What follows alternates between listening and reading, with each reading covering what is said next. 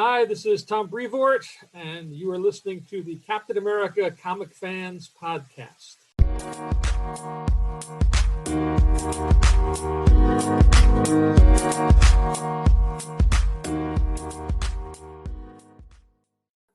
Greetings, Cap fans, and welcome to episode 86 of the Captain America Comic Book Fans Podcast.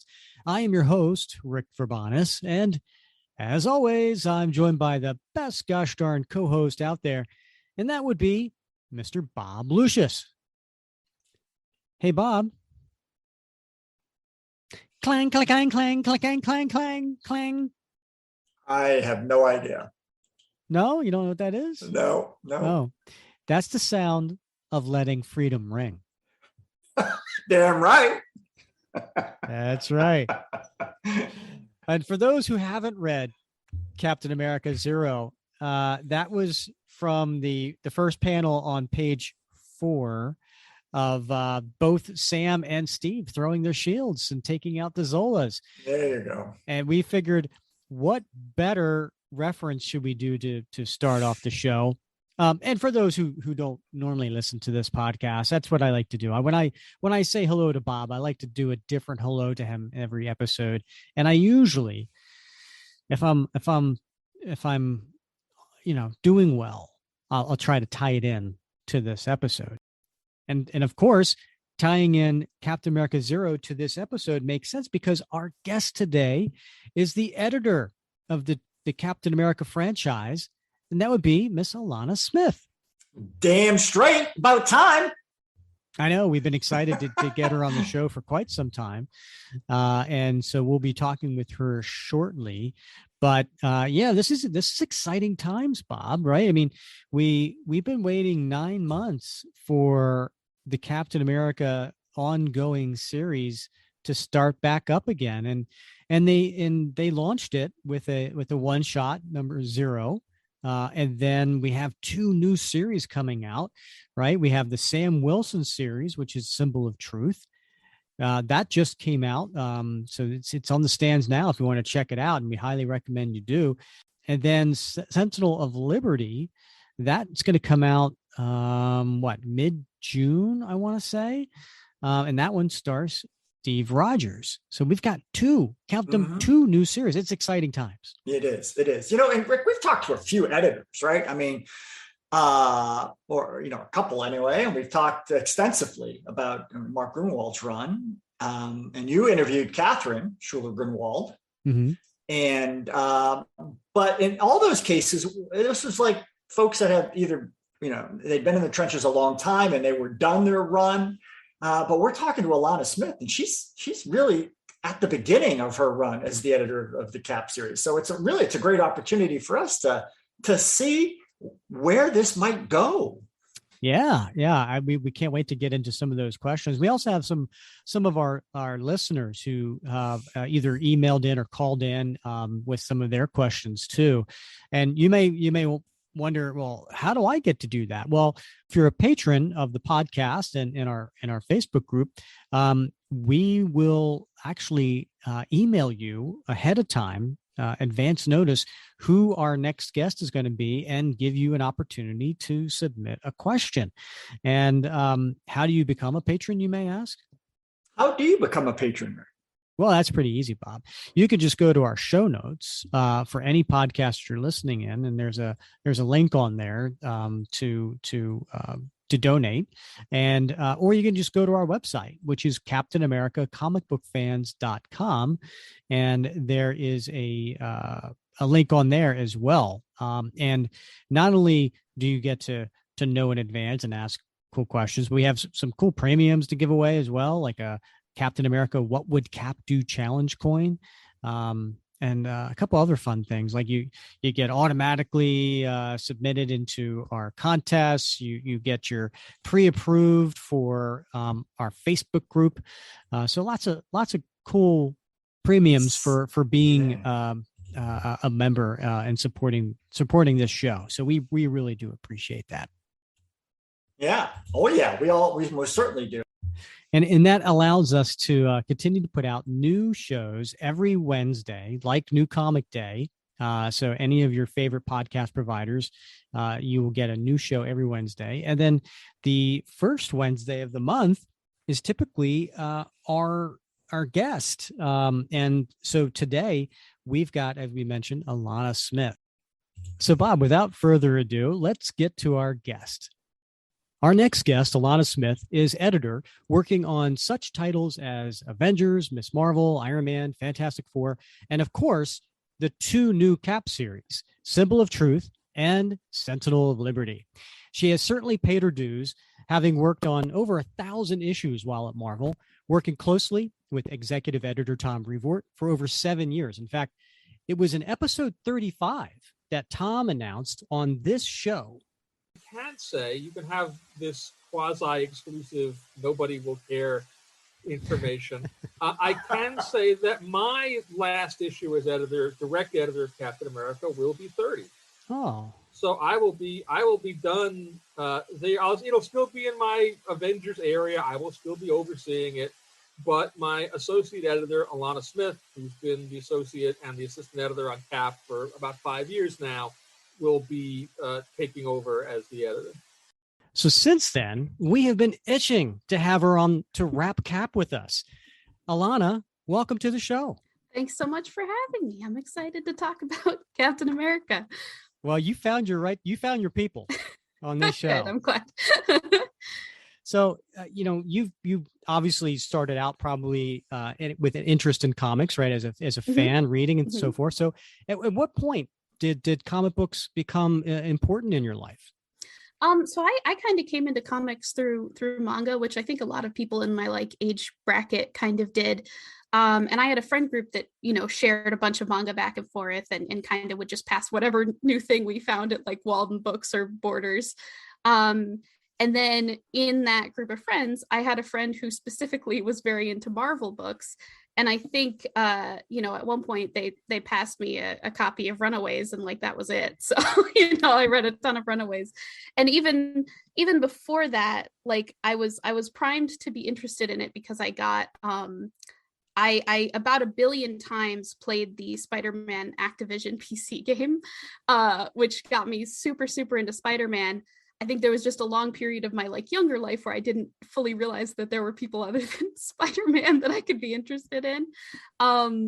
So I would read every comic I could find in the library, every comics that my friends passed me. And then just, gradually I realized that it was a medium I really loved with characters I really loved. And I kind of started toying with making my own comics, mostly kind of, goofy fan comics on DeviantArt back in the day. And then another fan comic later on.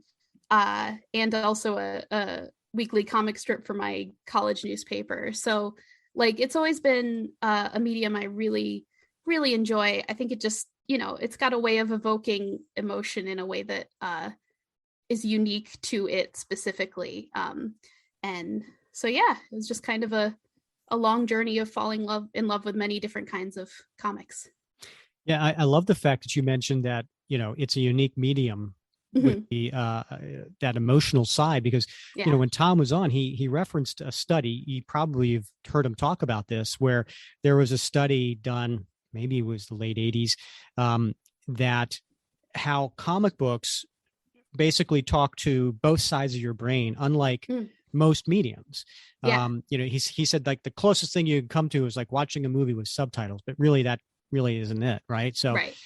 So to your point, it does. It has that visual, it has the written word, and then it has that emotional as well. So outside of Spider-Man, playing on the video game and Runaways was your gateway drug, so to speak, for Marvel Comics. Were there any characters or stories that just really resonated with you and kind of pulled you in to that universe? Yeah, I mean, the first run that I bought all the way through was Cable and Deadpool. It was just, again, it was one of those weird things where I kind of came in through the video games. I played Marvel Ultimate Alliance, and that's where I learned about Deadpool as a character. And I was like, who is this? I need to read more immediately. So I went out and found every trade I could find. which was a little hard at the time because Deadpool was not a popular character in that time period. So you kind of had to look around to find like all these books that weren't currently in print. Now they've been reprinted to death, but back then that was not the case. So, you know, I really, really love those characters. Like I'm a sucker for fourth wall breaking stuff. So that was kind of my into Deadpool. And then like with Cable and Deadpool specifically, like it's just these two characters who are so extremely different, who like nonetheless have this like very strange and, you know, intriguing bond with each other where, you know, I think it's easy to write Cable as like always kind of annoyed by Deadpool's antics, but the thing I like about that initial series was that like he's kind of charmed by it too. Like they kind of get each other in a way that you wouldn't expect. And there's a lot of real emotional gut punches throughout that run, and so I really enjoyed it. And it also touched on a bunch of larger Marvel Universe stuff that I hadn't really experienced yet, so I kind of got to learn about other things throughout that series as it went. So that was a very big one for me. Yeah, it's interesting you said about Cable, Deadpool, and Runaways. I mean, it sounds about the time I used to own a comic book store back during that time when those were coming out, and I can just see you now coming in to the store and perusing. I mean, that was, you know, that was a fun time. I mean, Marvel had a lot out there. Yeah. They were competing, you know, to own space on the wall. Not that they've stopped, but there was a lot of good stuff coming out during that time. Yeah, I got super into the Ultimate line too. I think a little before that, because it was, you know, it was designed to be a jumping on point for people who were my age, and that's exactly how it worked for me. Like I was like, I can start from one and I know everything. So I bought a lot of Ultimate X-Men and read a lot of Ultimate Spider-Man, in addition to, you know, main universe Spider-Man. So it was a fun time to be starting reading comics. I think there were a lot of really cool reach out efforts around that time that worked well. Like I have a lot of colleagues who say their entry point was Runaways. There's just so many who are like, that was the first thing. So, Alanna, you graduated from the State University of New York at Geneseo, right? Yep. And so, tell us, how did you make that jump? How did you get from A to B and end up as an editor at Marvel? So I majored in creative writing and minored in studio art, thinking like that's comicsy, and I did like specifically go with the aim of I would like to edit comics at Marvel Comics, which was aiming pretty high, but I was very ambitious.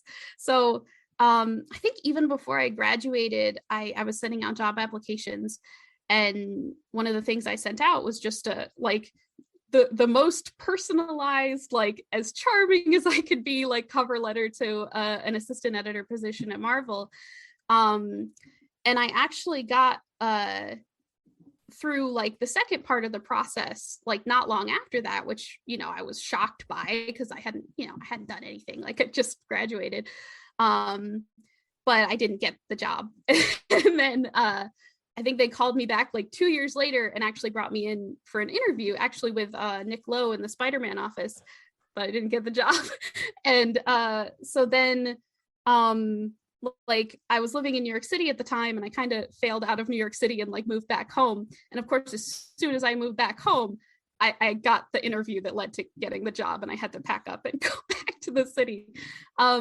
So, you know, it was a long journey of, I wasn't super qualified when I first applied, but between each failed application, I was trying to like build my credits, build my knowledge of comics, like, you know, jumping around to different like internships and different like areas of publishing, and also some like film and TV stuff, and also some like SEO writing. So it's kind of just a matter of like how much can I make my resume look more appealing until it actually sticks this time. And the other thing was one of the people in the hiring process left his phone number and email in one of the contacts. So I was like, well, he's never getting rid of me now. He's getting rid of me like every like 4 months.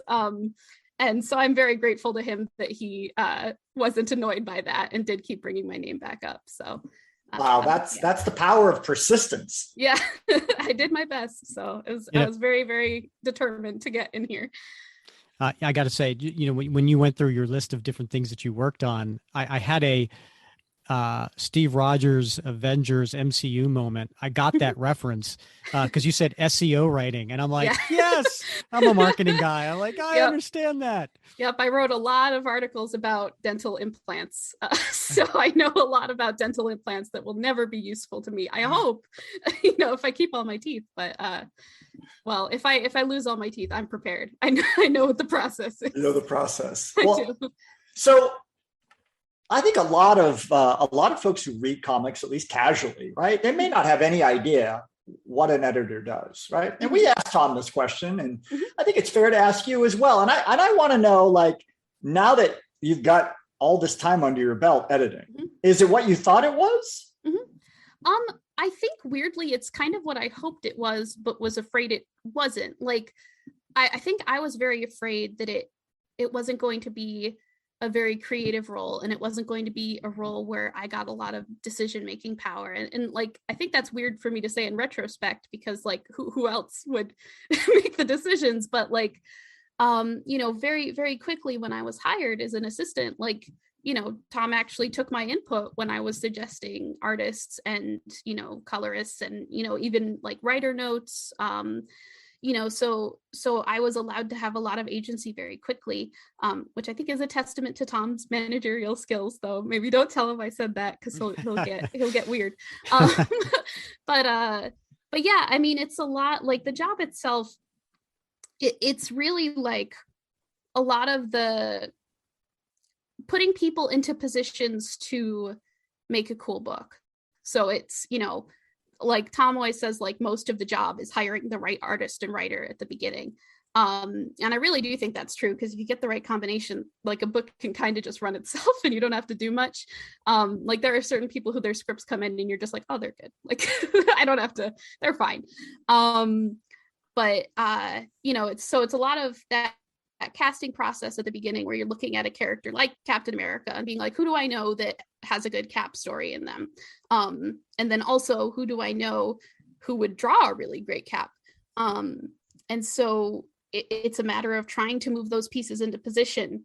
And then once they're in the position, trying to keep them on the track as long as you can. So making sure that deadlines are hit, making sure that scripts make sense, making sure that things are compelling enough in each issue to keep people coming back next month.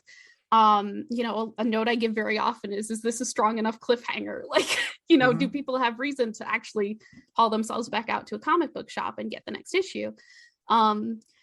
So that's a big part of it. And it's also, I'm sure Tom said this too, there's a lot of psychology involved because you're working with a lot of different people at once. So you kind of have to learn people's patterns and, what will get work out of a certain person versus what will get work out of a different person. And you also keep an eye out for them when, if there's a collaborator clashing with another collaborator, you're the mediary and you have to kind of be like, to your corners, guys, we're gonna sort this out. So there's a lot of it that's just like, it's like running a bunch of group projects at once, really, like, and trying to make sure none of them burn down. So yeah.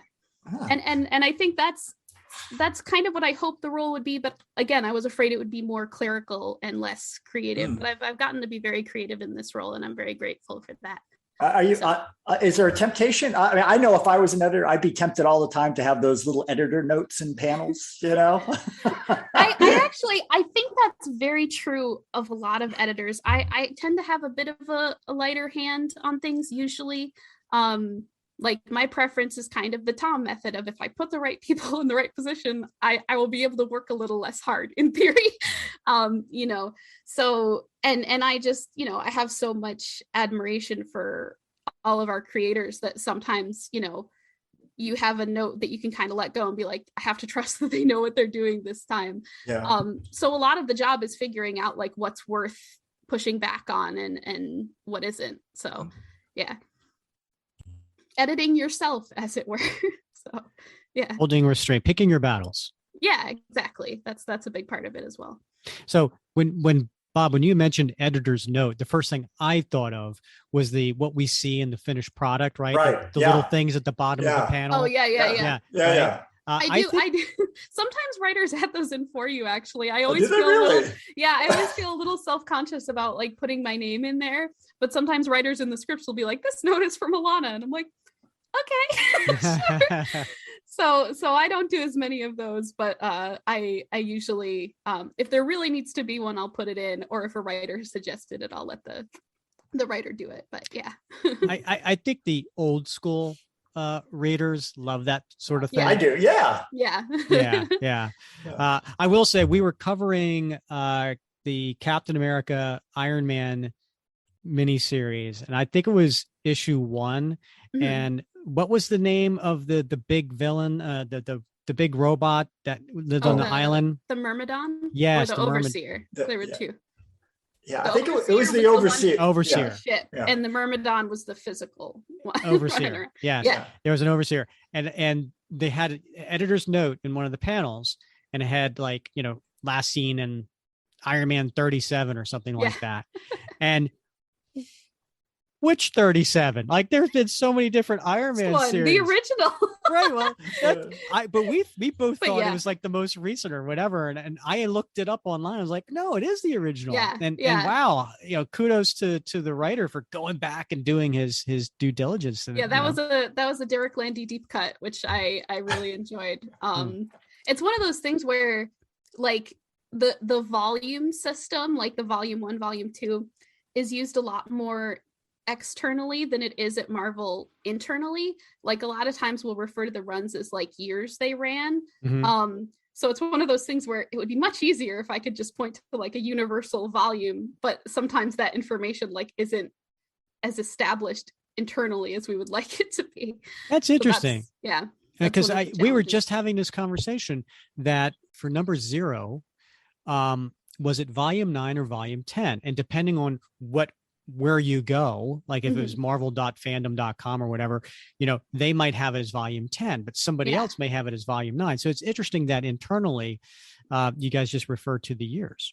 Yeah, it's definitely also tricky because it does make things hard to find in our archive. I think there are probably people at the company who have all that information. It's just a lot goes into like what counts and what doesn't. Like a lot went into producing those legacy numbers that are on some of the books now and deciding like what counted toward the 700 issue like legacy number count and what didn't. So like there's it should be very simple and it's never very simple basically. Yeah, and we definitely want to get into the legacy numbering. That's a question I want to ask for you. But by the way, Bob and I totally agree as far as Derek Landy is concerned. Anytime he wants to do another miniseries, we love his writing. Me too. And the Falcon and Winter Soldier miniseries, that Madam Hydra that character he created is just so much fun. She's great. I mean, if you want to know a behind the scenes tidbit, working with Derek was honestly kind of like a pipe dream for me. He was one of my absolute favorite authors when I was younger, like when I was, a teenager getting his books out from the library, which were kind of hard to find because they didn't have a wide US release. He does this incredible YA series called Skullduggery Pleasant, which is still going. Like I was reading these when I was in high school and it is still going.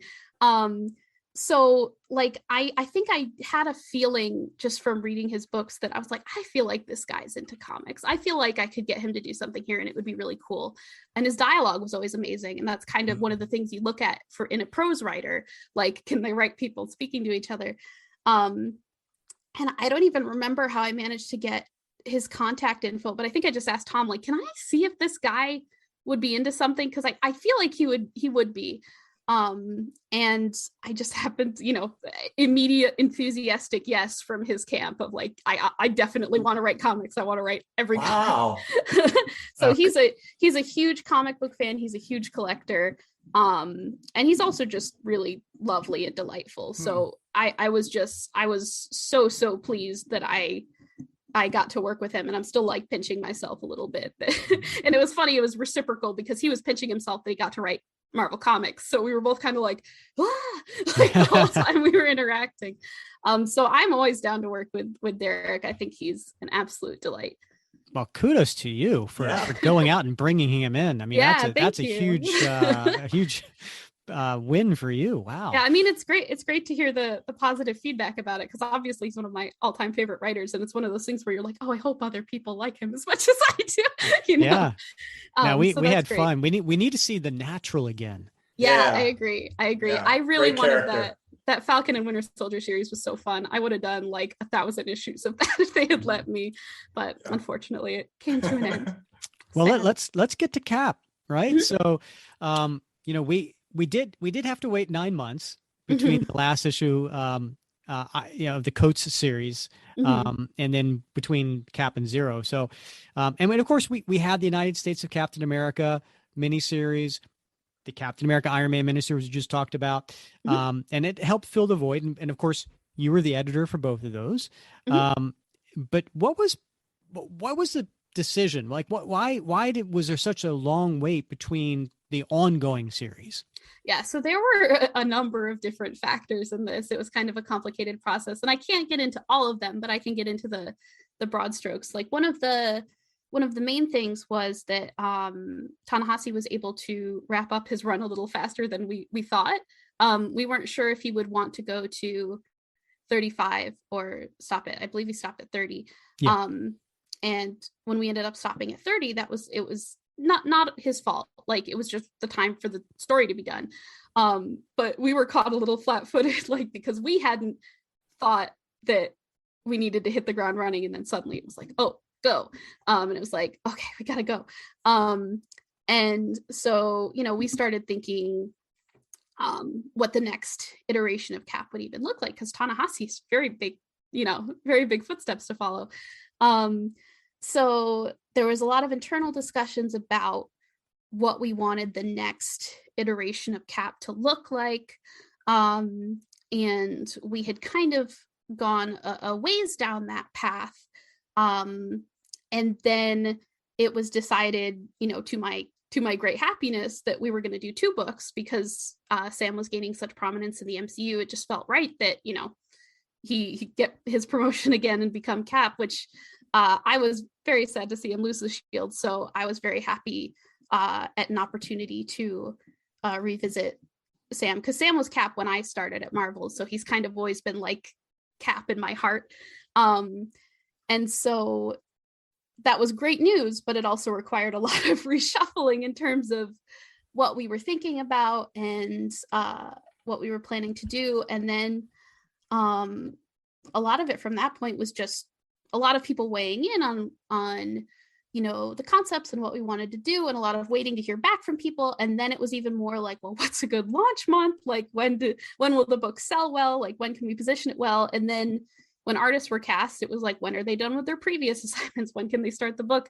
So it would be easier if there was like one specific reason why we waited that long, but really it was kind of just a perfect storm of a bunch of different elements. And I think before the Coates run ended, we had already been planning US of Cap just as a fun thing to do. And so that kind of became like something that we were gonna use to, fill the space as we worked on another Cap series. And then, Cap Iron Man was another one of those. Not that either of those were seat fillers. I think they're both delightful and great. But we wanted to make sure Cap was on the shelves in some form until we were ready to move on everything. And the upside of that is that on both of these books, we were able to work unusually far ahead. So Carmen Carnero is like already drawing issue 6. Like, wow, she's a beast. So, I'm very excited, because in theory, it means we get to keep a much more consistent art team on a book than we usually would, given the breakneck pace of publishing. And so, it was kind of a blessing in disguise that we got nudged back so far, because I think it really gave us time to figure out what we wanted to do and try to get it as right as possible. Well, we're very excited to see Sentinel of Liberty come out. So Mhm, right now, talking to you, issue 0 has come out, mhm. and then issue 1 of Symbol of Truth has come out. So we're very much looking forward to Sentinel of Liberty. Um, so let's talk about 0, right? So Mhm. it came out not too long ago, and Bob and I both agree, and the people in the Facebook group, um, great story, amazing art, and it was a launching pad, right, for this Yeah. for the 2 new ongoing series. Now, did Marvel feel there needed to be this issue 0 to kind of explain why 2 characters were Captain America at the same time rather than just immediately go into the 2 series? Because it was hinted, in the United States of Captain America. Mhm. And so just curious, number one, why was there a one shot? And number two, as far as number 0, we've never had a number 0 before for Mhm. Captain America. So that's kind of cool. And so just wanted to see, why you decided to go with a 0 rather than just a one shot. Yeah, I mean, I think for me, it was less about explaining why there were now 2 caps and more about getting people on board with the idea that these 2 caps are different and can coexist in a really fun and engaging way. Like part of our goal in that issue was to sell people on like the character chemistry and both like all the writers that are involved, and just the idea that like I think people get tripped up sometimes on like, how can 2 people have this name at the same time? And I don't think that's as much of a logistical problem as people sometimes build it up to be in their heads. And that was kind of the goal of the issue, was to be like, yeah, these 2 guys are Captain America and it's fine. Like and it's fun and it's great. Mm-hmm. Um and so like that was a big goal of it. Um and also like it was a way to like I don't necessarily want people picking one book or the other. I want people hyped for both. So it was a way to, kind of ensure that people who might have picked up one or the other, like basically giving them a case for like, here's why both of the books will be exciting. Here's why both of them are like can't miss comics. Um, so that was a big part of it. And also honestly, like the writers just had a blast working together. So like that was a really fun element of it as well. Like it got them it kind of forged the cap like coalition team between the books, where they just have such mutual respect for each other and they're always hyping each other up, and it's really wonderful like to see them work together. So yeah. And it came out well. It was very fluid, fun story. Of course, you go classic villain with a Mhm. Zola. You can't go Yeah. wrong there. And the art, absolutely amazing, right? Because Yeah, Mattia's incredible. yeah, and pencil ink color, all of it together was just Yeah. stunning. So you mentioned Sam as Cap in the MCU. Mhm. So people automatically kind of assume, okay, well, we have to. It's kind of like life emulating art, right? It's well, we've got Sam in the MCU. We need to have Sam is in the MU, right? Yeah. So, and that makes sense because again, as someone who owned a comic book store, you get these fans that are excited by the movies or the TV shows or the video games, and they come into your comic book store because they want to continue that experience. You need to have something available for them, right? Yeah. And so that makes a lot of sense. But I'm just curious, is it as simple as that, or were there more editorial reasons to have both Steve and Sam as Cap at the same time? I think a big part of it is, and I think the version sometimes people, create is that, oh, the MCU is telling them what to do, which is really not the case. Like a lot of times it's, oh, there's a movie coming. Like, how can we, the comics division, draft off that and have an excuse to make a really great Sam Cap book, which was kind of just, that was kind of how it went. It was like, can we take another run at this now that this door has been opened? And the answer was like, yeah, we're absolutely going to take another run at this now that the door has been opened. So that was a big part of it. But yeah, I think a lot of it is what you said, where it's like, you want to have something on the shelves for the newer fans. Like so much of what makes Marvel successful when it's at its most successful is its ability to bring new people in, which, you know, is what I was talking about Runaways and the Ultimate Universe. So I think the, you know, you want to be welcoming while still also you know, surprising people, which is something I feel very strongly about. Like one of my agendas with both of these is always, what can't they do in the movies that we can do? I love that. Love that. So, you know, they didn't really get an opportunity to show a lot of like Bucky with Steve after, you know, Bucky broke his brainwashing. So immediately to Jackson and Colin, I was like, can we have Bucky in this very heavily? Like, can we make this kind of a story about the two of them? And they were enthusiastically on board for that. You know, with Tochi, like Tochi came up with this, but I'm very delighted by it that he chose White Wolf as the main villain, because that's obviously a character they can't really introduce in the movies now because they gave that name to Bucky. But that means that's something that we can do, that comics readers can come to the comic and they haven't seen it before. So that's always like chief on my mind, is like, you know, they didn't get a chance to show both Sam and Steve as Cap at the same time. So a lot of it is less following the MCU and more being like what cool tricks can we do that they can't do right now? Not out of spite, obviously, but just out of like, what do people want to see that they didn't get from the other thing? Yeah, that's listen, that's music to comic book readers' ears, right? I mean, like, we really want to see that. Yeah. And because, you know, most of us love the MCU, but our first love is comics, right? Yeah. And so we're loyal to that and want to see these fun stories that you're coming up with. And I love the fact that you talked about how these writers, you know, had so much fun writing Zero together, and that they're so far in advance as far as the series is concerned. Is it safe to say that these writers will work on something for crossovers, stories, or something like that in the future? I hope so. I can't say too much yet, but obviously when you have writers that like each other that much, which doesn't always happen on, you know, shared projects, you kind of want to take advantage of it as your first impulse. So can't say anything yet, but hopefully so. Okay. Well, all right. All right. We'll have to have them back on the show then. All right. Yeah. Ooh, all right. Good. I love cliffhangers. All right. So, you know, right around the time of Nick Spencer's Secret Empire run, we had, I think, Captain America, Steve Rogers, and Captain America, Sam Wilson series, which were, you know, I mean, titles were very clear and explicit what you were going to get. But this time we get the Captain America Symbol of Truth and Captain America Sentinel of Liberty. So where did those titles come from? Were they suggested by the writers or the editors or someplace else? So that was a very long process, actually. It was one of those things where I don't want to say it was focus group to death, but it was close, which is not to say I'm unhappy with where we ended up. I'm actually very happy with where we ended up. I like the titles a lot.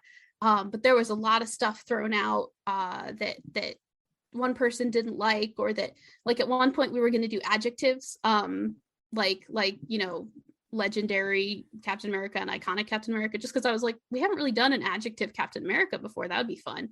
But then, you know, there are technical concerns, like then it's not in the right place on the order form. It's not in C. So it's like, you kind of go back and you're like, okay, what would be in C? At one point it was almost Captain America Stars and Stripes, but they kind of looked terrible in isolation, like Captain America Stars, Captain America Stripes. So there were a lot of things kicked back and forth. And then I don't even remember at this point, it was such a long discussion. I don't remember who came up with these specifically, but I think when we got to these, it was a pretty like unanimous decision of like, okay, this feels right. Like this feels like those are titles I can see on a comic stand. And part of the reason to not return to Cap Steve Rogers, Cap Stan Wilson is we already did that once. You know, we kind of wanted to do something new here.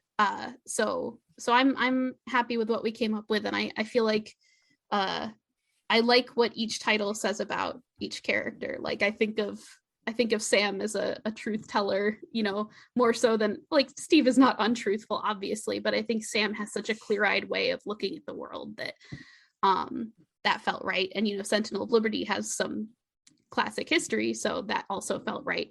So it was a long involved process. And I was a little worried at one point that we were going to be stuck with something that I just hated, but fortunately that didn't happen, and things kind of went our way. So, yeah. I love hearing the outtakes of what didn't make the cut. Well, we did, if you notice, we actually did keep the Stars and Stripes motif. So Sentinel of Liberty has stars in its logo, and that's right. Symbol of Truth has stripes. So we kept that, and then the Cap Zero logo had both. So we kind of used that as the visual distinction. You know what? I saw the other, but I didn't notice that they both for Zero had both. All right, that's good catch. And then, of course, the writers had fun, right? Like, well, you should be Spectacular Cap, and you should be Uncanny Cap. So that was a good poke. And I think that was born out of a discussion where they started riffing on that joke before I had to tell them, like, oh, they don't want to do adjectives. And they were like, we can still do the adjective bit, right? And I was like, yeah, do the adjective bit. It's delightful. So it was kind of a little in joke also to the process of naming the books. All right. So I told you we would get to the legacy question. Okay. Because again, a lot of our listeners are old school. And when I say that, I mean 40 and older. Okay. And so Rick's being generous. So the end of the Coates run, issue 30, was known as Legacy number 734. Will either of the new series have legacy numbering? And will we see the legacy numbering come back with issue 750 as like an anniversary issue? And if so, which of the two series would have that special honor? Yeah, so the answer is yes. Technically, Cap Zero was 735.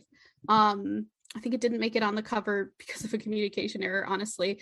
And the legacy numbering in this case, like, ideal situation, we would love for it to bounce between the titles, but because of on sale shifts, especially in like the current era of, pandemic disruptions, it's too difficult to track between series, especially if some move or jump back or jump forward. So it is just going to be on one series, and it's going to be on Symbol of Truth. So it wasn't on the first issue, but starting with issue 2, it will have legacy numbering. That's interesting. So they're going with the Sam series instead of Steve. Why do you think? That was partly a piece of Tom advice. I think part of it is, Steve is such a dominant force as a Captain America. Like, we want to see the Sam book succeed. And we also, want to signal to people that it's not a skippable Cap book. It's like a legit Cap book. So that was a big part of the decision. And yeah, so that's the main thrust of it, honestly. And I've actually seen, I don't know if this is legit or not, but I use Marvel fandom a lot, and I've seen the Sentinel of Liberty book be described as volume 2 of Captain America's Sentinel of Liberty. Oh yeah, I think there was one point, like, a lot of these discussions are still happening. I think there was one point where they asked us if we wanted to do Sentinel of Liberty legacy numbering, and it's one of those things where, like, the number felt so, like, small in comparison that it almost felt like, is it worth it? Like, and is it really connected super directly to that series? So it was definitely something we considered, but ultimately, at least at this current moment, didn't decide to do. So yeah. Okay. So, I've been impressed so far with the Marvel's Infinity Comics line. So that digital only series issued through Marvel Unlimited. Yeah. And the 4-part Captain America Liberty story arc that came out last September, I thought was really, really great. But what differences are there between editing this sort of product and the traditional format? Well, I think, at least in terms of generating the story, one of my goals with that one was to not pull any punches. I wanted it to feel, as legitimate a Cap story as anything else. I wanted to kind of signal that, like, we can tell big, important stories in this medium as well. And so, a lot of the difference in the actual process was more mechanical, where it was like, that was, I think, maybe the first of the vertical comics I worked on. So it was definitely a learning curve in terms of how much space do you leave for balloons, which are bigger than usual, and like how much you know, how do you break pages in a way that the coloring doesn't suddenly look weird when it transitions into a new screen, because they're done in these big long strips. And so, and it was also figuring out like you have to use a little less dialogue because there's not as much room to pack a page. So they have to be a little sparser and they have to move a little faster.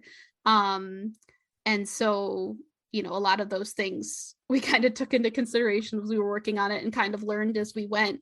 You know, I'm still working on them now, and I feel like I've got a much better handle now on how these work. But I think a lot of those early days were saved by Nico Leone on art, just really kind of embraced it and you know, went for it in the best way. So I was grateful to have him on that series because I think he helped us out a lot. So yeah, I thought that story was, at least from my perspective, I thought it was a little edgier, a little more potentially controversial. Yeah. Does that medium like allow for a little bit more, maybe bolder risk taking when it comes to telling stories, do you think? Think bolder necessarily. I think that one was kind of a special case where you know, to be perfectly honest, like the story was pitched and underway before certain events that it seems to be paralleling happened. I know that sounds absurd, but that's like, it wasn't based on anything. It came first. And so then there was kind of a minor flurry to decide like, what do we do here? And, you know, I think to Marvel's credit, they like pretty much let us stay the course and tell the story we originally wanted to tell. And I think Jay Editon did a great job with it. You know, I think he really tapped into, you know, just a really good like kind of bottle episode for Cap that spoke to a lot in a short amount of time. So I don't think it's the format necessarily. I think it was just with that specific one, it was a confluence of circumstances and thankfully the support of editorial. So yeah.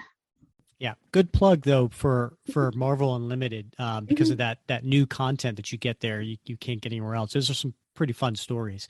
Yeah. So when we had Tom on the show, we talked about the importance of diversifying the roster of characters in the Marvel universe, both comics and cinematic, and this way, so kids and adults, you know, see folks just like them in the comics. And this was a great conversation. And can you share your thoughts about why this is important at Marvel? And what do you say to readers who are like, oh, they're just pandering? I mean, I think that's always a very funny complaint to me because I think comics is one of the most like carnival huckster businesses there is, you know, to its benefit. Like, I think if you told Stan Lee in like the early days of Marvel that he was pandering, he'd be like, of course I am. Like, what are you talking about? Like, I want people to buy the books. So that's one thing I always find a bit funny in a sort of abstract way of like, yeah, we want people to buy the books, but also like, you know, to speak to the greater purpose here, it's Marvel has a core ethos of it's supposed to depict the world outside our window.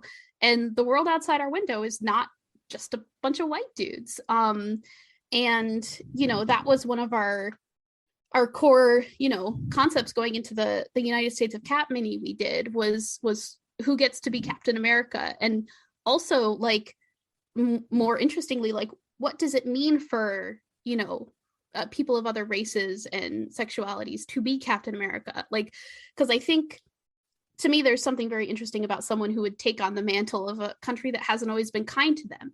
And, you know, what that means to that person and how they, who they protect, what they go about doing. And we got to work with a really great group of diverse creators for that series. And I think really it's a very powerful thing to be able to see yourself in fiction and to, you know, understand that like you're not a side character and you're not relegated to being a love interest or a background player. And like when Bendis created Ironheart, it was partly because he wanted an Iron Man character that looked like his daughters, that they could look up to and that they could say like, oh, this person is like me. So a lot of it is comes from a place of wanting people to feel seen through our books, because it's I'm not of a whole bunch of like marginalized identities, obviously, but I remember reading Runaways as a kid, and all of my friends compared me to Molly, like, because I was very I was the small friend. I was very like, kind of immature and naive, and the baby friend of the group. And I don't know, it like felt really nice to be able to read a book where another character was kind of the baby friend of the group. And again, that's a very specific, facet of identity. But I look at smaller cases like that, and I'm like that felt great to read a book where I felt like I had something in common with a character. So I think that's a big part of it. And I think the people who get to have those experiences shouldn't always be the same group of people. And I think it's good for, a dominant group of people to have an experience of learning to relate to someone who is not like them as well. You brought up some great points. Yeah. Like that last line you just said, it allows people to see things, right? I once heard somebody said, some of the most empathetic people in the world are people who read a lot of fiction, because by just mere act of putting yourself in the mind and thoughts of other people, you get to see things from other perspectives. So and I think that goes for comics, just as well. But what do you say, to those who, I don't want to, rehash the topic, but it seems like another thing that people just need to learn is it's okay. There's other issue. You don't have to read every single series. You don't have to read every single title. They're not all for you. You can read the ones that you like and let people like the ones that they like. Yeah. And it's one of those things too, where I feel like a lot of people make those decisions kind of sight unseen. Like, people were worked up about Jane Foster Thor, but that run was also a really, really good Thor Odinson story. Like, he was not absent from the book. Like, he was very much in it, doing interesting, compelling things. And the same could be said of Sam's first run, where when Nick Spencer took over, Steve was kind of this older like Shield agent figure who was kind of not on the same page as Sam and was kind of on his own path. So I think people get it in their head that their favorite things are being taken away. And a lot of times, I think if they actually read the books, they would find that that's not often the case. Like, I think even in Iron Fist right now, Danny Rand is still in the book. So it's one of those things where I just sometimes feel like if people would open themselves up to change, they'd be a lot happier. But also, back issues are wonderful, and there's so many of them. So it's like, if it's not your cup of tea, I don't think anyone should force themselves. Like, I think there's an incredibly rich history for all of these characters, and a lot of it is more available than it's ever been. So I just, it's one of those things where don't force yourself to read a book you don't like, but also keep an open mind. Oh, that's awesome. I want to plumb this a bit more, because I read in an interview, I can't remember where, but I read that you fell in love with The Hobbit when you were very young. And the impact of that story had a really positive impact on your self-image. And I want to ask you, can you tell us a little bit about how that's impacted your perspective on storytelling? Yeah. I mean, when I was a kid, I was literally the smallest person, like, in my entire elementary school. There was no one shorter than me. And I was very, very shy, and I was afraid of literally everything, like actual terror of like everything. And so when I first encountered The Hobbit, it was like the first time where like it was this tiny protagonist who just kind of wanted to stay home and be comfortable, and who was also afraid of everything, but also like through the course of the story kind of becomes the main driver who like saves all these other dudes and like helps them finish their mission. And it was one of those things that I read at such like an impressionable age that I just like fully latched onto it. Like I, I wanted to be a hobbit. I wanted to have like furry feet and like not have to wear shoes. Like, you just wanted a second, third breakfast, didn't you? I did. Yeah. I mean, that's also a big plus of the Hobbit life. But I think, it's also it's just the best book. Like, it's so charming and it's so fun. And it's just like, I think I'll go on a little soapbox for a second. I think one of the things the movies got super wrong was they decided to make the dwarves cool. And I think when you make the dwarves cool, you lose Bilbo as the driver of the story, because the whole point is he runs into a bunch of protagonists and then slowly becomes the protagonist instead of them, and it's just dragging them to their destination. So anyways, that's my Hobbit film soapbox. But yeah, so that ties into a lot of my feelings about why representation is so worth doing, is because I didn't even have words when I was a kid to say like, I feel represented. I didn't know what that meant. Like, it was the 90s. Like, I don't know. But that is what it was. And it made me kind of a braver and, less timid person. And it drove me to kind of, at least in small ways, try to both accept the person that I was and push myself to be better. So I think that's the kind of experience that you really want people to have when they're reading your books. And a lot of times that means diversifying the cast so that more people can have that experience. You also, earlier when we talked about how you first got into comics, you mentioned manga, and I know that Marvel experimented with manga back in the early 2000s.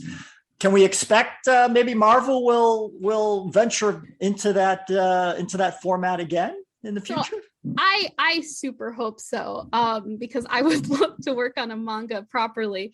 But I will say, like, even without foraying directly into it, at least in the past few years, people have been a lot more open to artists with manga styles. Like, I think Federico Vincentini on Falcon and Winter Soldier, he's not a manga artist, but a lot of those influences come through in the way he draws motion and the way he draws action.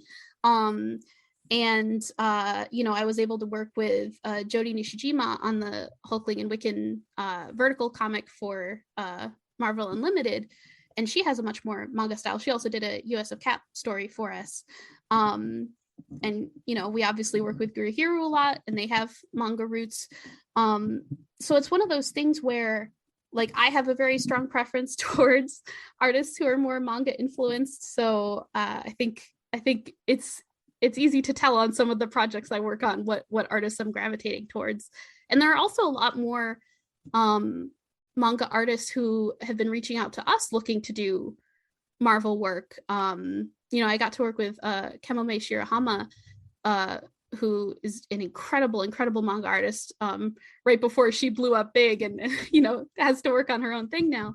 But there's a lot more crossover than there used to be, and I think there's a lot more modern manga styles that fit into what we're doing in a smoother way.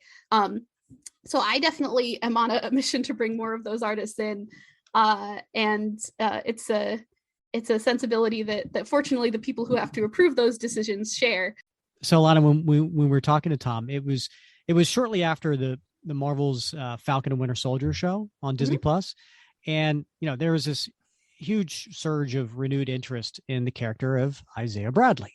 And that was, for those who may not be familiar, that's the Black Captain America that appeared in the miniseries Truth. Red, White, and Black came out in 2003. So we asked Tom if Marvel might respond to that enthusiasm with some future stories featuring Isaiah. And he was a little non-committal at the time, and just curious if there's any updates or whether or not we might see Bradley in the future. I don't have any concrete updates at the moment. I can say that it's a character that our Cap writers are very interested in, along with Eli. But a lot of the plans are very abstract beyond the first arc of each book. So there's really not much I can update beyond that. But but I would, it's something I would like to see eventually. So. Yes. I'm putting in my plug right now. So what you're saying is there's a chance. there's a chance. Oh, Rick.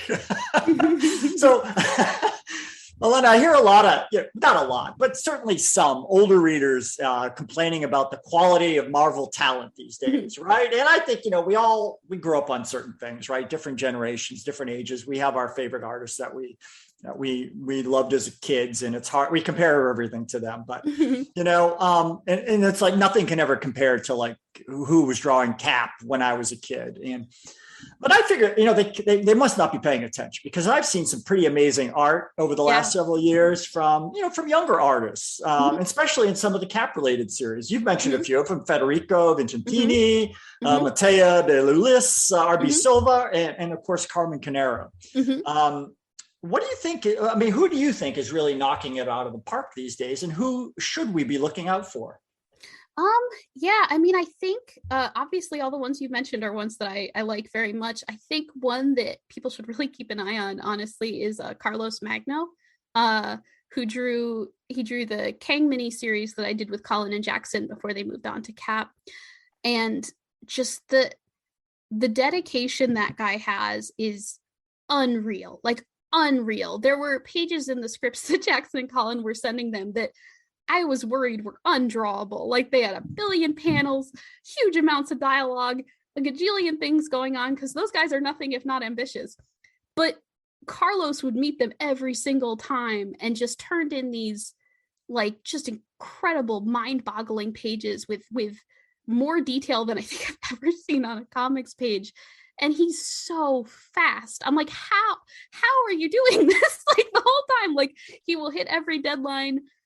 He's a speed demon, but he skimps on absolutely nothing. So I think he's on the new run of Savage Avengers at this point, which I think is a really cool fit for him. Unfortunately, I'm not working on that, so I don't get to work with him right now. But he's just incredible and so just up for anything. That like he's an amazing collaborator, and his art is just like getting better with each page. He's next level. So he's one. You mentioned Federico Vincentini. I think Federico is incredible. He's one of my favorite artists to read, just because there's so much movement in his pages and it's so visceral. I can't stand a page where it feels like someone's punching like so slowly, or like not really like making contact in any way. So you feel the hits in his pages, and it's incredible. Another that I should call out is I think Nico Leone leveled up in an absolutely insane way on the Winter Soldier Devil's Reign single issue that we did. Like I had never seen him draw like that, before. He did a run of like, he did Ms. Marvel for a while, and then he did Power Pack. So he was kind of typecast on a lot of these, younger characters, like a little more light stylized art. And so I kind of looked at that and I was like, what if I cast him completely against type and had him do like a weird, like insomnia noir story with Bucky? And just his pages were unreal on that whole issue. And it was one of those things where you could see a new level unlocking in real time with this dude. Like it was magical. So I think last I knew, I think he was on Catwoman, and may bounce back to us hopefully. But yeah, I think he's just leveling up every time he does something new. I think we're going to need to see him on an Isaiah Bradley Winter Soldier 1950s story. Nailed it. Yeah. All right, Bob, you're going to get a little royalty check when that comes out. Yeah. All right, good stuff. So Alanna, if you're interested, we have some questions from our listeners that have sent some in. So we'll start with Grant Ball. He's one of our longtime patrons. He asks, what is the process for choosing a creative team for a comic? And then we have another patron, Ralph Warner, who asks a similar question. He says, how does the process for a new creative team on a relaunch work? And do you put a call out for pitches? Do you personally target a few creators? Mm-hmm. Who has input besides you on which is selected, or is this purely your final decision? And then maybe you could give some examples for the two cap series. Sure. So there's kind of two ways that it goes. There's a version where you think for a really long time and you figure out who you think can do the thing, and then you go to that person and ask, can you do the thing? And they say yes or no. And then like that's kind of like the putting all your eggs in one basket method. And because I was trained by Tom Brevoort, that is my preferred way of doing things, like just because it's very direct, it gets things done more quickly. And then in other cases, you'll cast your net a little wider and think of maybe, 3 to 4 writers that you think would have a take. And you go to them and be like, would you be up for, taking a swing at this and showing us what you would do with it? And then if they're willing, they write up a pitch, and then you get all of those and you compare them. And for bigger launches, for smaller launches, you can kind of decide among yourselves. Like I think on a lot of Tom's books, we kind of just would take information in and decide between ourselves which ones we wanted to do. For bigger launches like Cap, there's a lot more cooks in the kitchen in terms of, people like Dan Buckley weighing in, people like Joe Quesada weighing in, CB weighing in. So for these specific launches, we pretty much, I think, just like Tochi was in the first category, where we went to Tochi and got a pitch from him that we loved and went all in on Tochi. The process of the Steve book was a little more complicated because we started that before we knew there was going to be a Sam book. And a big part of that was after the Ta-Nehisi run, I wasn't completely sure, and we, as the working with Tom, weren't completely sure what we wanted the new direction to be. And sometimes if you have a little more of an idea in mind, that makes it easier to just go to one specific person who can execute the thing. But it was kind of like, I don't need a name here, I need the biggest idea. So that's kind of the difference, is like, if you can't quite figure out just by looking at it who's going to have the biggest idea, that's when you solicit a few pitches. And Jackson and Colin do not aim small. So that pitch came in and I was immediately just, brain on fire. I love this. This is great.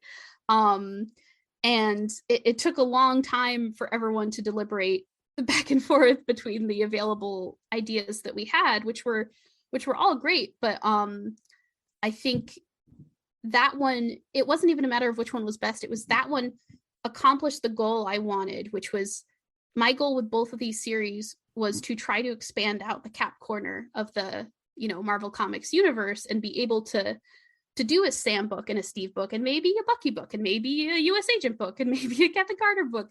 Like, I think there's so many characters in Cap that people really love that I wanted to make it a destination, place to be again, where we're able to do more spin-offs and coordinate more things. Just by the nature of it, Ta-Nehisi's run was very singular and very focused. And I think there's a time for that, but I also felt like because it had been that, it was time to pivot and, expand out again. So the Jackson and Colin pitch felt like the way to go in that regard, where it just felt like that was the most expansive one that hit the most corners of things. And it's good to hear. We're very excited to see where these series go. Mm-hmm. But one of the things also about Cap is, and this is from one of our listeners, Alan Kingsley, he's seen as the moral compass, mm-hmm. right, of the Marvel universe. And so what quality does a writer need to successfully write a character who speaks and acts with that kind of authority? Mm-hmm. I think really a big thing is it's hard to put a pure cynic on Captain America. I think you need to find people who, you know, kind of see things like Cap, see things as they could be and not just as they are. And I think both Tochi and Jackson and Colin brought such an optimism and like a humanizing force to both of these characters that I immediately felt like, oh, they get it. Like, you know, we weren't able, because the previous runs of the book were so fast paced, we were never able to really build out a civilian life for Steve, for example. For like years, he hasn't really, we don't even really know where he lives. It was just, you know, by necessity of the stories that were being told. But with this one of our very specific goals was like, can we see where he lives, please? Like, can he have like a life outside of this, and like, you know, a little more of an ensemble around him? And it was one of those things where, and you know, similar for Sam, we want to very much see like, you know, the human side of these guys while they're doing missions or outside their missions. And so that was something I looked for as well, people who really dig into character and motivation, because I think there are kind of two schools of writers, and there's schools of writers who are very plot driven, who are very into like weaving intricate, you know, plot things over here, and there are writers who are very character driven, who are focusing on the relationships and the, you know, the character drama and, you know, what they're eating for lunch that day, but not that specifically, but, you know, like, and I just, as kind of a personal preference, I'm always drawn more to the character side of things. I don't think there's anything wrong with plot heavy writers. It's just not so much my cup of tea. I like seeing characters being characters and interacting with other characters. So for both of these books, I was specifically looking for people who I knew would like get that and do that thing.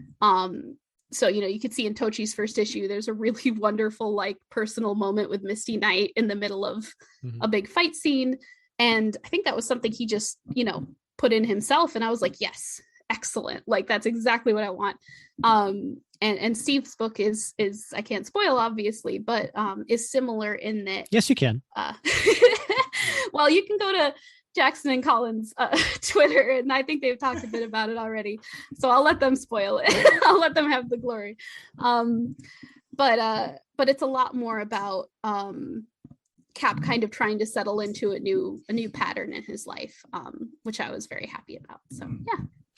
Well, you just, I mean, I'm very excited now, right? I mean, Alanna, as far as I'm concerned, you could stay the editor on Cap for a long time, because oh, thank you. We want to see the character of Steve and Sam and their lives, right? Like, you know, that's, I mean, you go back to Roger Stern days, right? Where Cap, you know, introduced, you know, some neighbors and a girlfriend and a job. Yeah. Right. Right. And then DeMatteis, you know, he took that and he ran with it, and Grunwald certainly did. So yeah, I think that's been missing. And I'm excited to hear about that. And I'm also glad that you went with somebody who is optimistic, right? Because that by nature, I think that's Steve, and to some extent Sam. And so very excited about that. But by all means, I think next you should probably tell us which writers are the pessimistic ones that you avoided. No, I'm kidding. I was like, I can't, I probably shouldn't name anyone. But, yeah, no. I'm just kidding. I actually enjoy work from many pessimistic writers. I just don't think that it's Cap as a thing that would bring out the best in them necessarily. Agreed. Now, you mentioned before that you wouldn't mind seeing Bucky have his own series. Joshua Van Dyne asks, would you ever consider giving Bucky's Captain America his own series? So not him as Winter Soldier, but him as Captain America. So I will never say never, but I'm very much in the camp of, I think Bucky is most interesting as the Winter Soldier, as this person who's trying to atone for, you know, what he did and what he went through. And atone isn't even always the right word, because he blames himself for a lot of stuff he had no control over. but I think he tends to be more interesting in contrast to Cap. Like, he's kind of the person who will do the things that Cap won't, and he's kind of always been that person for Steve to some degree. And I guess, like, especially with two Caps already in the field, my worry there would be, I think it kind of hobbles a bit what makes Bucky special in this trio of, you know, very interesting different characters. So again, it's not something I would never do. Like, we put him back in the Cap suit for US of Cap, which I was very excited to do. But even there, like, Christopher Cantwell, the writer, kind of portrayed him as very reluctant to do that. So it's one of those things where, like, if it was earned, like, through the story, I think it's something I would consider. But I think at the point he's at now, he's a more interesting and compelling character, being kind of this wild card in Cap's life. Well, while we're on the topic of Bucky, Ash Barnes, who maybe you might know through Twitter. I do. Right? She called in. She left this message. Hello, Rick and Bob and Alanna. This is Ash Barnes. So my question for you, Alanna, is surprise about Bucky. So I know that in the upcoming Steve series, specifically Sentinel of Liberty, Jackson and Colin have talked a lot about how Bucky's going to be really relevant to the story, which I'm very excited about. Very glad he'll be in every issue. So my question is, what direction do you want Bucky's story to move in moving forward in the comics? Like, what do you think is important about his story, and how do you want that to develop over time in the comics from here on out?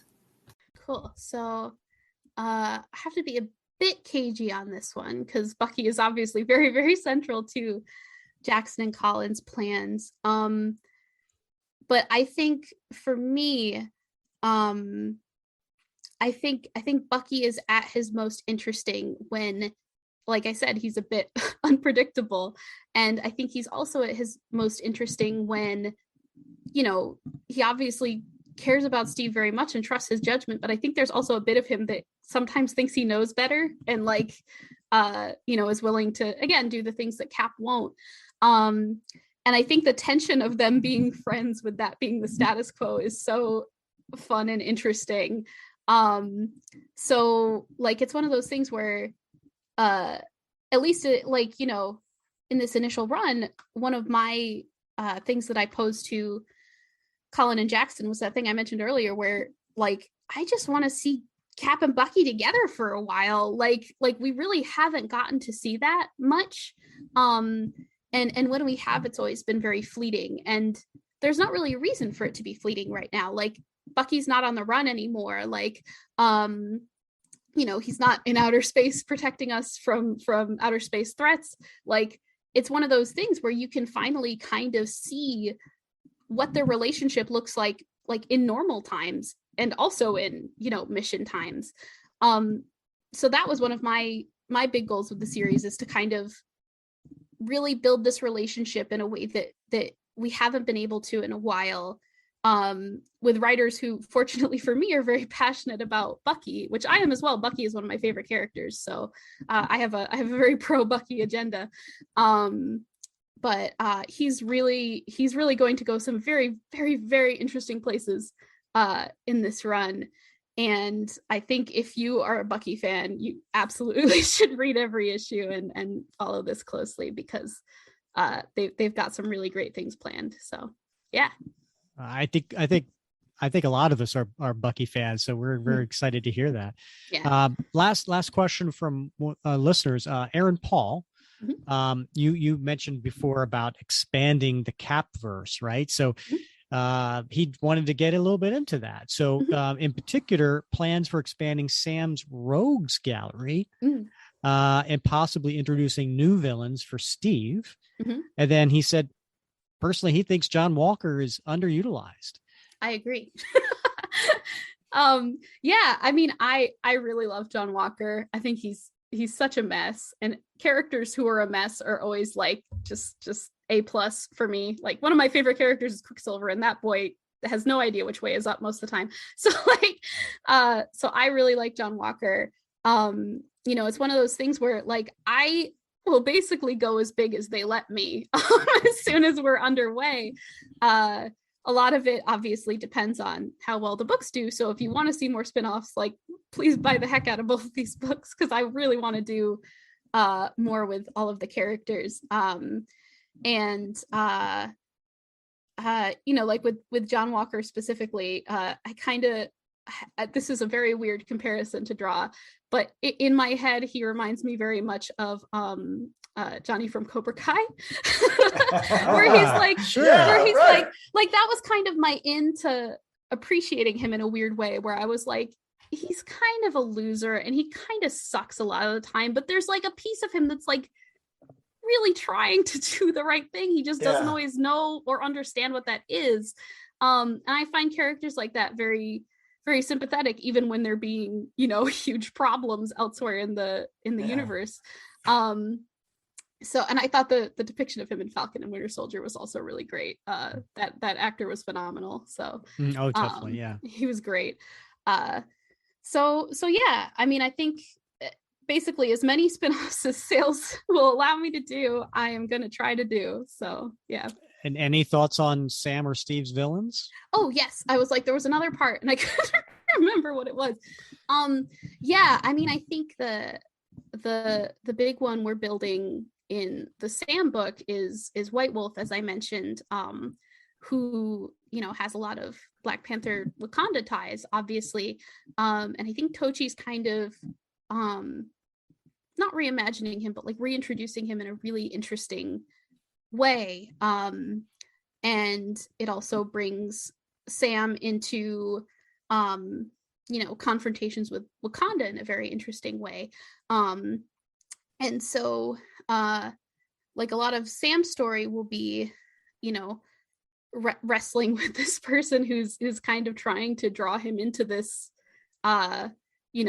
contentious relationship with Wakanda, because what's Wakanda gonna think about a dude wearing an American flag, and we're also looking to, I always like pairing Sam with classic Cap villains in general, so that's why you see Crossbones pop up. There's other people we're considering for future arcs and future stories, and for Steve, really the villains there are almost entirely a new and strange and intriguing thing. So I can't say too much about them yet, but I think Jackson and Colin have taken them in some really, really interesting directions that expand the lore in really cool ways. So I think that's going to be a ton of fun. So yeah, we can't wait. So outside of Marvel, I know you also do some writing yourself, novels and plays. Yeah. Can you share a little taste of what you have done or what you've got working? Yeah, I mean, I'm kind of in the trying to make it as a writer struggle along with everyone else a little bit. But I've been writing novels since high school, really. And I write a little, some YA, some sci-fi, some fantasy. And I wrote a play in college that's been produced a few times. That was kind of a Shakespeare riff. So a lot of it is not findable yet, but hopefully eventually, just continuing to pursue it when I'm not, editing a billion books at Marvel, which is sometimes a difficult balance to strike, because it's difficult to go from one very creative job to a very creative hobby. Yeah. So yeah, I have a website. It's www.alannawrites.com that has some more information on like my personal creative endeavors. I do have to, I should clarify, I don't respond to Marvel related questions on that site. It's more for my freelance stuff. But yeah, that's a place where people can learn more if they would like to. So, excellent. Yeah, well, listen, with the type of persistence you had that got you into Marvel, I'm sure your writing career will at some point, take that that next level as well. Thank you. I hope so. Yeah. And then you're also on Twitter too, right? Mm-hmm. Yeah, I'm on Twitter also at Alanna Writes. So WRITES, not like Writes as incorrect. Gotcha. Well, listen, this has been a real treat. We've had a lot of fun wrapping cap with you, Alanna. We really appreciate you coming on the show. Yeah, thanks so much. It's been super fun. I like getting to talk about Captain America this much, obviously. So well, you found your peeps. Yep. Awesome. Well, that was a lot of fun talking with Alanna. Yeah.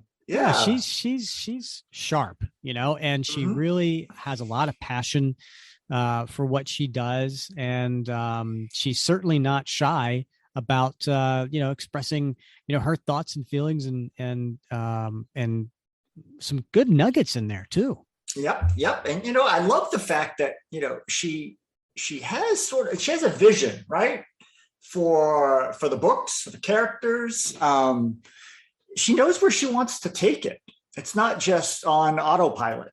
It's not just sort of the inertia of the characters moving along. She knows where she wants to take these characters and their stories, and that's refreshing. I think that's going to be awesome. Yeah, we're very excited based on some of the things that she kind of shared with us. So, looking forward to that, and we will be covering in 2 episodes Captain America Symbol of Truth #1, so the Sam Wilson series. So come back for that in 2 weeks, where we will cover that first issue panel by panel, and looking forward to that. But next episode 87, we will be going back to the 80s, as we do with the second Wednesday of every month, and that is exploring the Mark Gruenwald series. And this one is The Captain Part 2. We're going to cover Captain America issues 339 through 341. So we are seeing Steve Rogers as the captain, John Walker as the new Captain America, and just exploring this 24-issue story that Mark Gruenwald did back in the late 80s. And we're now just jumping into the second half of this story. So come back next episode, episode 87, for The Captain Part 2. Dun, dun, dun. Yeah. All right, Bob. Well, I think that covers it for now. So if you've enjoyed the show, please give us a 5-star review on Apple Podcasts. Please subscribe. Please rate and review. We appreciate all of that. Having friends, folks. Exactly. Well, he's Bob Lucius. I'm Rick Verbanis, and you have been listening to another episode of the Captain America Comic Book Fans Podcast.